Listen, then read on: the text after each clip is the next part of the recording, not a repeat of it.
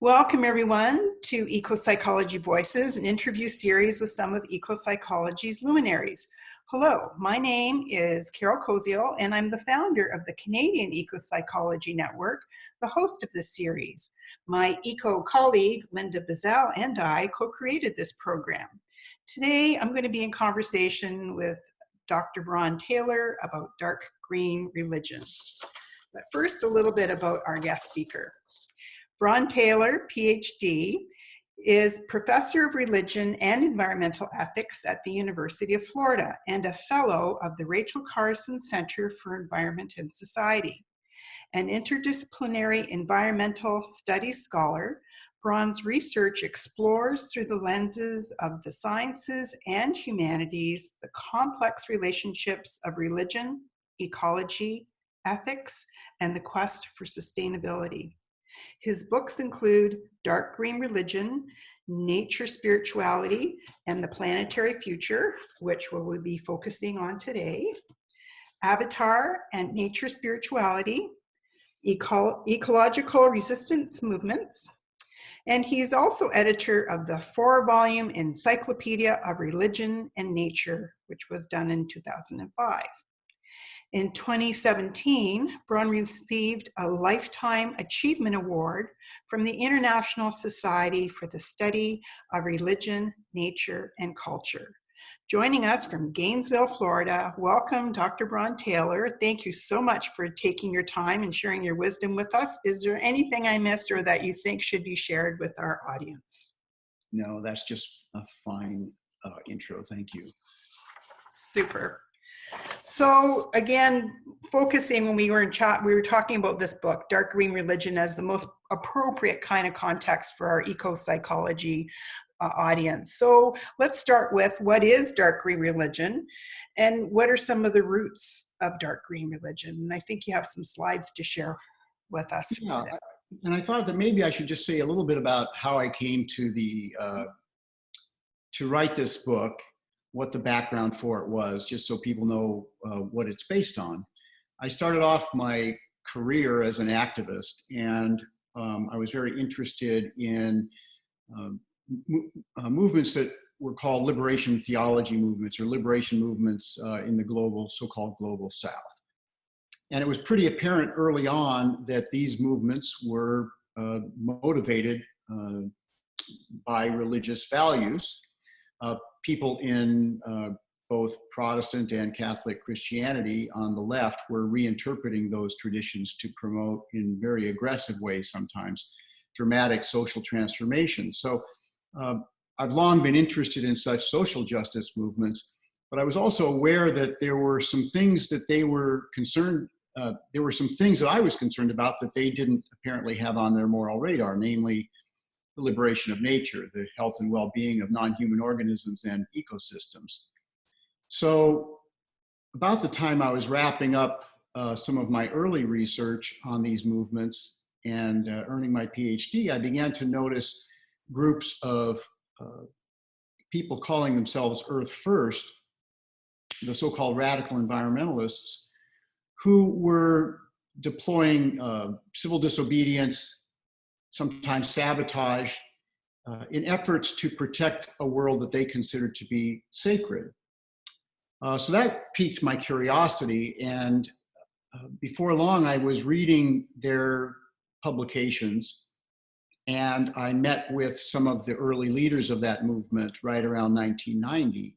And I was convinced that there was indeed a kind of deep spiritual core to those movements, and I wanted to learn more. And I was both attracted and kind of skeptical and even repelled a little bit by some of what I was seeing. But I thought that since moral challenges to the mainstream typically come from society's margins, and this was definitely a marginal social movement, I thought, well, I should take them seriously. Indeed, I think anytime there's an individual or group that's willing to risk their freedom and go to jail to arouse our conscience, we at least ought to listen to them and see what their claims are and what their grievances are and whether they have merit. So I began by studying that group intensively beginning around 1990, and I've written widely about grassroots environmental movements around the world. And I've been privileged to travel around the world, in part due to invitations, in part due to grants that I've gotten to study grassroots movements. And over the years, both through historical research and my own field work, or so-called ethnographic research, I began to notice certain patterns emerging among those who we might call the most ardent environmentally concerned actors. And when I say the most ardent environmentally concerned actors, I just want to stress that for most of these folks, that concern certainly also extends to our own species.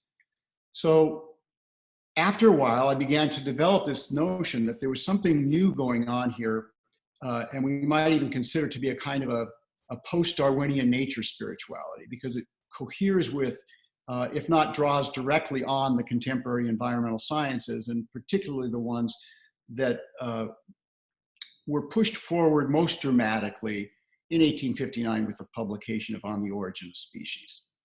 So the dark green religion argument is based on a variety of phenomena from all over the world. And so I'm going to try to share some slides now.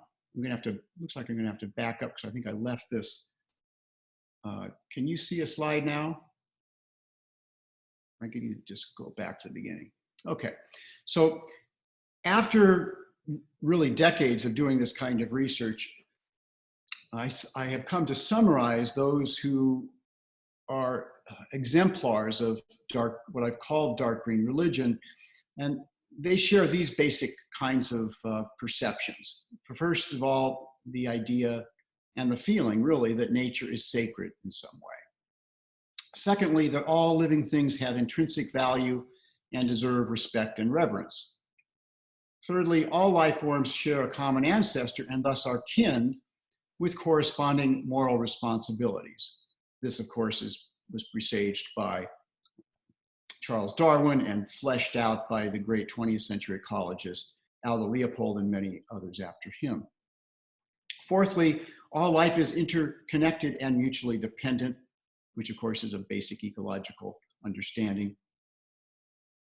But these sorts of spiritualities are also characterized by deep feelings of belonging and connection to nature, and humility about the human place in the world. Now, how do people arrive at these things is also an important part of what we can call dark green spirituality or religion. And there's the activists and the thinkers involved in these movements share the perception that the best way to such experiences and such values is through direct, visceral, sensory experience in nature. Secondly, the sciences are also often a path which displaces human beings from the center of the universe and challenges the notion that the world was made just for us. Helps us to challenge that notion that we sometimes call anthropocentrism. And then thirdly, it's quite common in these movements for people to understand that the arts can evoke similar perceptions. And indeed, since so many humans today are urban creatures and do not have a lot of direct connection to relatively intact biological systems, which is necessary for the first of those items there, direct visceral sensory experience in nature, I think that it's increasingly common for people to use the arts to evoke similar perceptions. And of course, there's a blurry line between what we might consider to be the arts and what we might consider to be ritual and even spiritual ritual. And that kind of leads us a little bit into the whole notion of ecopsychology. Finally, the last three items that are common among those who share these kinds of spiritualities is that death is not to be feared, but accepted, if not embraced, as the necessary wellspring for new life, and even of the evolutionary process itself. Ninthly, the experience of awe and wonder at the terror, beauties, and wonders of the world, and finally, a love of and for nature. So those are the 10 items. Now, not everybody who has affinity with dark green religion would embrace every single one of those items, but these are the most common patterns. And then I also, in the book, divided these perceptions also into an understanding of what I've kind of divided up dark green spiritualities into sort of these main categories. And if you look at this on the left side, animism. And if you look at this on the right column, Gaian earth religion. So let me just say something about both of those. Because in the upper bracket here, the spiritual animism and Gaian spirituality, we can understand both of those as being in some way conventionally religious. In other words, for people who are exemplars of dark green religion, folks who have some kind of conventional religious or spiritual beliefs think that there's something, I'm going to use the word supernatural, to reality. So, for example, with spiritual animism, well, with animism in general, the world is full of intelligences with whom we can be in relation. With spiritual animism, the world is full of spiritual intelligences that may be non-material, that may be understood as divine.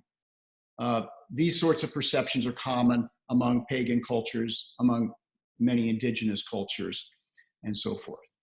Now, if we look at the Gaian spirituality approach, people who are exemplars of Gaian spirituality, in long-term parlance, we might call them pantheists. People believe that the world or the universe as a whole is divine. But increasingly in these green subcultures, we find that the trope Gaia is used more often than terminology, theological terminology like pantheism, or philosophical terminology such as organicism, which of course is an ancient perception and is sometimes tethered to the idea that there's some kind of superordinate divine intelligence animating the universe. Okay, so there you have animism, Gaian earth religion with a kind of a conventionally religious tone.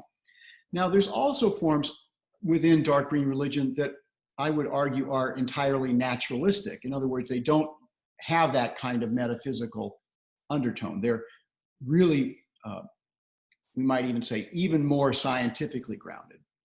So in this case, what I call naturalistic animism is about the relationships that we have and the felt moral obligations we have to non-human organisms.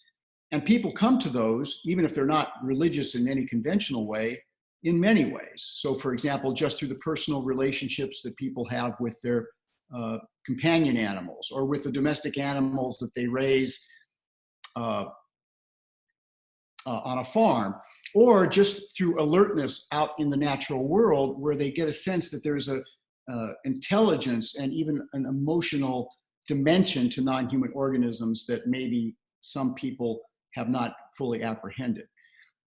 So someone like Jane Goodall, in her anthropological work on primates, is a good example of this kind of naturalistic animism, as is somebody like Mark Beckhoff, who studies animal consciousness and behavior.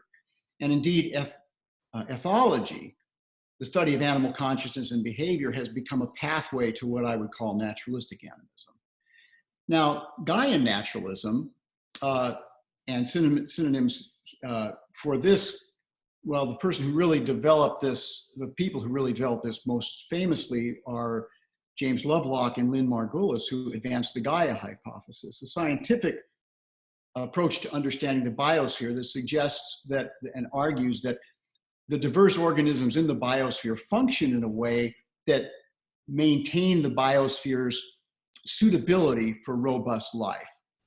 And that can be an entirely naturalistic understanding or scientific understanding of the way the biosphere functions, and it need not have any kind of supernaturalistic metaphysic implied. Okay, so that's a little primer on the basic ideas or the basic argument behind dark green religion. And I suppose the other thing that I should say about it is that this kind of spirituality or religion is rapidly growing around the world, especially where people are reasonably well educated and have exposure to scientific understandings. But at the same time, these kinds of perceptions are long-standing among what we might call the world's indigenous traditions, as well as the subsets of the world's predominant religions that are more mystical. what Aldous Huxley once called the perennial philosophy. All right, maybe that's enough of a primer, and we can take it from there. I'll close this sharing. Super. Thanks for that overview on dark green religion. Perhaps you could speak a little bit more about how it's different from, let's say, the popular term we are hearing about eco-spirituality or the Buddhist concept of engaged spirituality. Sure. Well, there's a significant amount of affinity between both of those. If we think about eco-spirituality, to me anyway, that's a very broad and somewhat nebulous term that's used in all sorts of ways. So what I've tried to do with dark green religion is to get specific about major patterns that are emerging in these nature-based spiritualities.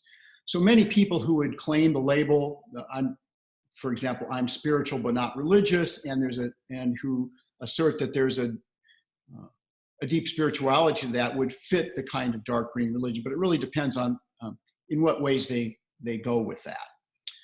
So for example, is there some kind of intrinsic value theory in it? So to me, that's an important part of at least how, and of course, the dark green religion term, it's just a made up term. And I made it up for two reasons. One is I didn't want to use terminology that already had associations with it, because I thought that we're seeing something new. But clearly the term and this sort of spirituality has affinity with a lot of things that have been going on for a long time and a lot of things that are emerging with greater social force now. But for me, the dark part of it is this intrinsic value theory, that the values are not just about valuing our own species, but about valuing all other species. And not only just about valuing all other species, but valuing the diversity of ecosystem types on the planet. So to me, that's one of the two dimensions of the dark in dark green religion. And the other part we can talk about later, which is about the potential, the possible and very real shadow side that accompanies most religions, or at least certain forms of them, that we ought to be concerned and aware about. With regard to the Buddhism question, certainly there's a lot within Buddhism that has affinity with this, the notion that we ought to develop a widespread compassion toward all sentient beings. And yet, and I've written about this, when we look at the world's major religious traditions, there's usually dimensions to them that that do not kind of hit all of those buttons in dark green religion, if you will. And this is understandable because the so-called axial age religions, those that emerged largely 2,000 and 3,000 years ago and then were developed in newer forms later in many cases, they really were developed in a pre-scientific age. So it's completely understandable that they wouldn't necessarily have incorporated some of the scientific understandings that have been emerging, post-Copernicus, Newton, and Darwin, and so forth. Okay, so we have to kind of look at these in complex ways. What are the affinities and the continuities and discontinuities between the world's religious traditions and this emerging dark green religion?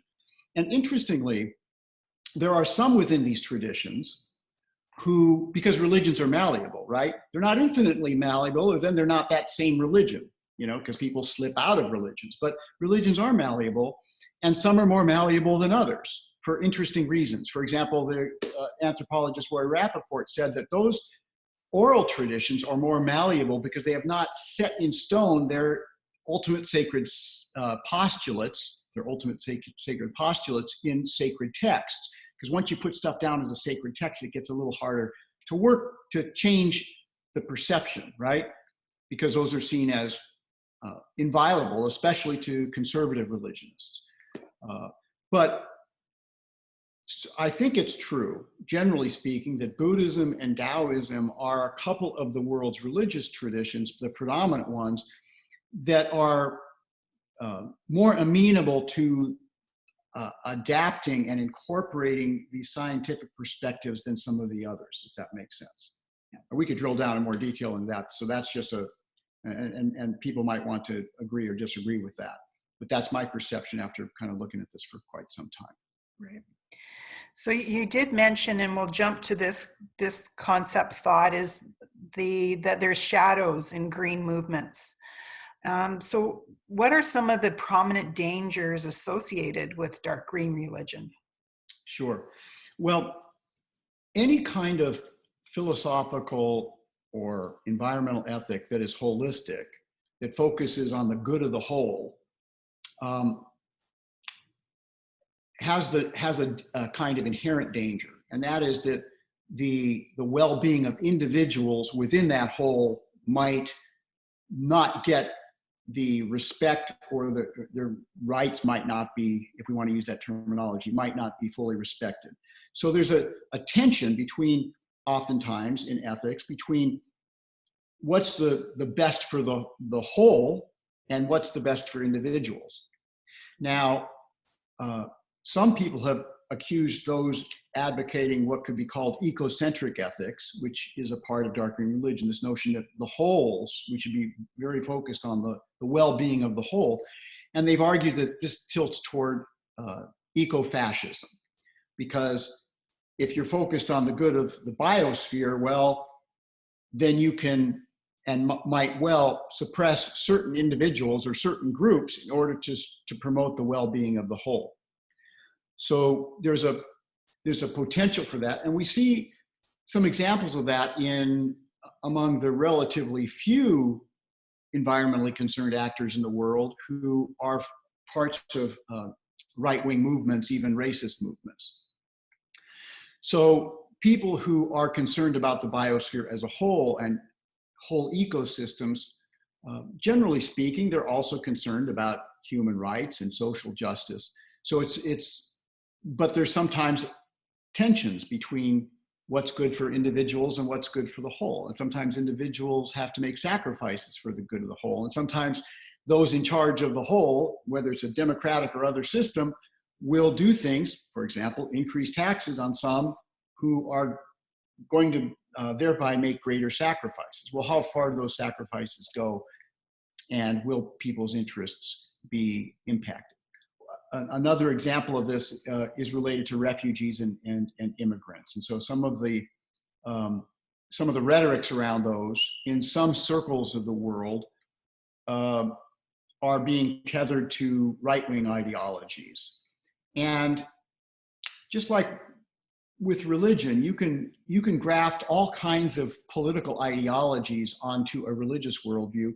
You can graft all kinds of political ideologies onto a dark green religious spirituality.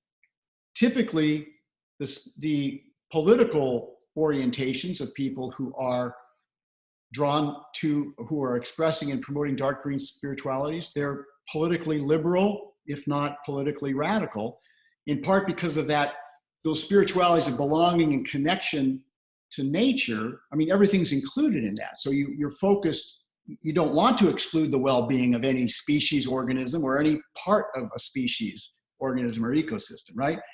So they tend to inculcate more of a cooperative, pro-social and pro-environmental attitude and behavior in which all those are compatible. But that's not necessarily the case. So in the book, I acknowledge some examples of the shadow side and assert that people who have affinity with these dark green spiritualities need to be on the alert for potentially negative forms of them that might also contest for the hearts and minds of people. So that makes me wonder about how applied eco-psychology can holistically integrate the dark green religion while being mindful of some of the shadow. Yeah, well, in my field work, I've been privileged to do what's called participant observation research, and I've done that in with quite a few individuals and groups who are, some of them, the pioneers of what we might call eco-psychology, including with John Seed and Joanna Macy, who developed the Council of All Beings. And I've seen the power that those processes have in binding people one to another who are engaged in those processes, and also helping people to cope with the fear and pain and despair that comes with being aware of what's going on in the world, in the biosphere.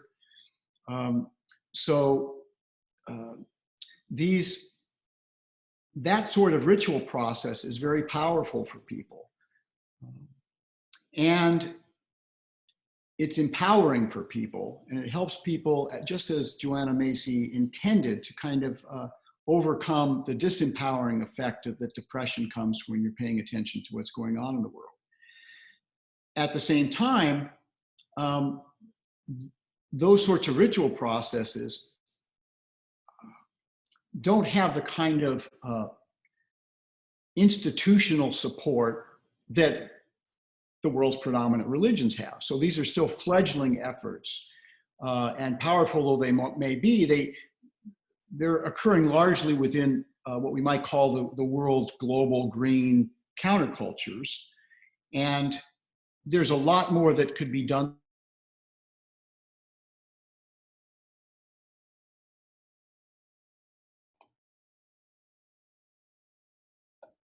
Variety of the arts to express and promote these kinds of ideas. Oh, Bron, you're breaking up a little bit here. Are you there?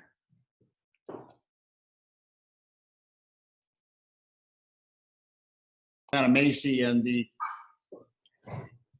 Joanna Macy. Being, yeah. And I guess my next point was basically that these are still small and fledgling efforts taking place largely within the global green countercultures. I think that's maybe where we cut off. And then, but because so many people don't have access to these, to relatively biologically intact ecosystems, a lot of artsy people are developing ways to express and promote dark green spiritualities through the arts. So filmmaking, for example, that's one reason that I did the book on Avatar, because Avatar is one of those perfect exemplars of dark green spirituality in a form that's a blockbuster form.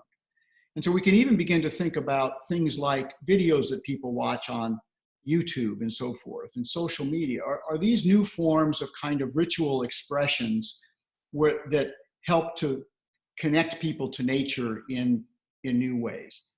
I was just reading about an effort to create, through virtual reality, the so-called overview effect, the experience that astronauts have had looking back at the Earth from space. And that, if you look at a book called Home Planet, for many of the astronauts who have had that experience, it really was transformative. It gave them a sense of the fragility and precious nature of the biosphere. And no small number of those have been far more environmentally concerned and active as a result of that experience than heretofore. So there's many paths, so to speak, to these kinds of dark green perceptions. And I think that the people who have developed what we call ecopsychology today have been some of the earliest to develop processes explicitly designed to awaken those feelings of belonging and connection to our natural surrounds. So thinking about the future, what are your thoughts about the future of dark green religion, the declining state of the biosphere, the recent youth-led climate strike movement, and your new concept that I just ran into back in November of dark green humility? Can you just wrap up on some thoughts on those? Well, on the one hand, the Dark Green Religion book was about as optimistic as a book as I could have written, because in it, I was talking about very significant global trends toward these kinds of spiritualities. And when you think about how they really got a major boost with the Darwinian Revolution and the publication of On the Origin of Species, and that's barely been, it's only been a little more than 150 years. When you think about how long it generally takes a global religious tradition to gain traction and to spread, these kinds of spiritualities are relatively new. in the forms that I'm talking about. It's not that there haven't been people around the world who have had these sorts of perceptions and feelings, but a lot of times that has, in the past, that's required a kind of a mystical experience. And now so much of this kind of understanding can come through our direct sensory experiences and through the sciences. So if we look at starting from a very small demographic, the spread of such spirituality is exceptionally rapid. And you alluded to some new research that has just been published that we're calling dark green religion, dark green humility. We've been able to document that the historically and ethnographically based research in dark green religion actually is on the right track. We weren't crazy when we were making that argument. And indeed, the most ardent greens tend to be, this research suggests, animated by just these kinds of perceptions that I put on the screen a few minutes ago. So that's all very positive. Now we have to contrast that, if we're empirically oriented, as I am, with the acceleration of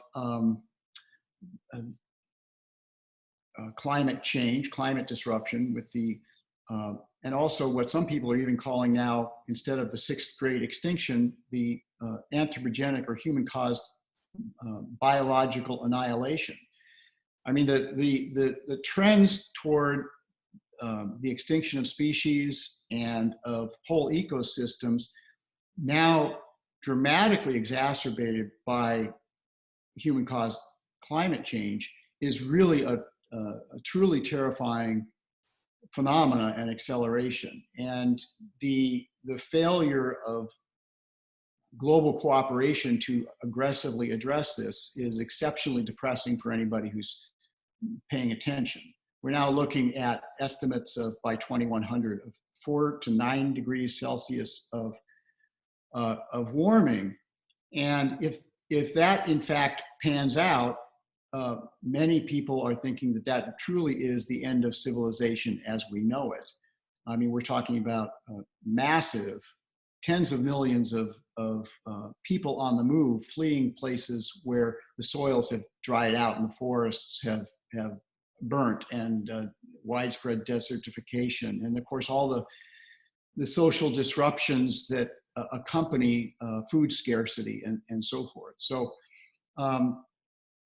all the best scientific evidence suggests that for us and for many other species, the next century and more are going to be an exceptionally difficult time.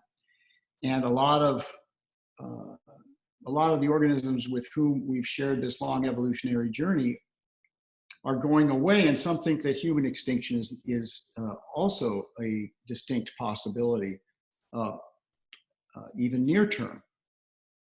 So we're in a really grave situation, and it's exceptionally important, in my judgment, for people to develop those kinds of humilities where we don't think that we're just somehow at the top of some kind of spiritual chain of being, and develop a much more humble sense about who we are and our place in the universe, and learn to live here far more humbly than we currently do. And with those sobering and humble thoughts, I will thank you for your time and the recording, and we can go into group conversation.